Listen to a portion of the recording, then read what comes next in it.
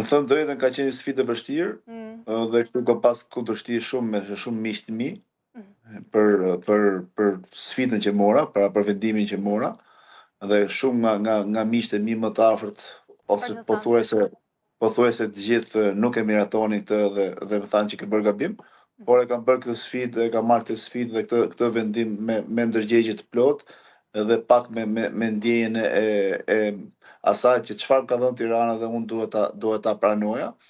Nuk është se unë isha ai që shkopi magjik që e ndryshoi Tiranën, por mendoj që u bashkuan shumë komponent që arritëm në këtë pikë për të shmang katastrofën.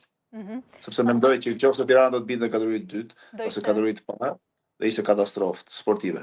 Në vërtet, si një ekip në fakt me shumë histori dhe vështirë ka qenë dhe situata për shumë tifozë të Tiranës, a shikoj edhe në këtë pikë.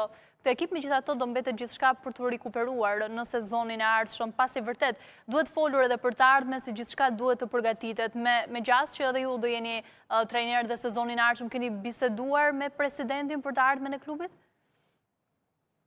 Shikoj, që kur erdha për këtë moment vështirë që ishte Tirana, pra përfundimin e kësaj faze, dhe kontrata ime përfundon tani në maj, edhe për shkak sepse unë jam akoma në kontratë me Ballkanin dhe çështja ime gjyqësore vazhdon atje dhe akoma nuk është marrë një përfundim, pra me letra jam trajneri i Tiranës deri me 31 maj, edhe për shkak të tyre, patjetër që diskutime ka pasur, por asgjë nuk është përfundimtar dhe e zeza mbi të bardhë akoma nuk është hedhur.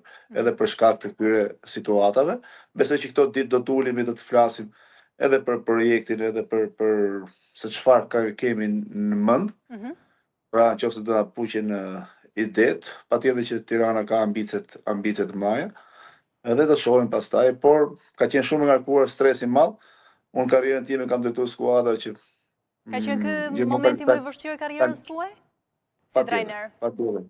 Hera e parë që drejtoj një skuadër që ka ethet e të rënd, aq më tepër Tiranën që presioni ishte i madh.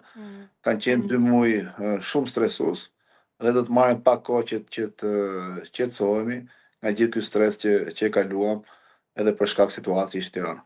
Patjetër, e meritoni plotësisht, në fakt merrni dhe ju kohën tuaj pas kësaj periudhe stresuese që mund të themi pra mbyllet me një sukses në këtë fazë, i vetmi sukses ky ishte për ekipin Bardhe Blu.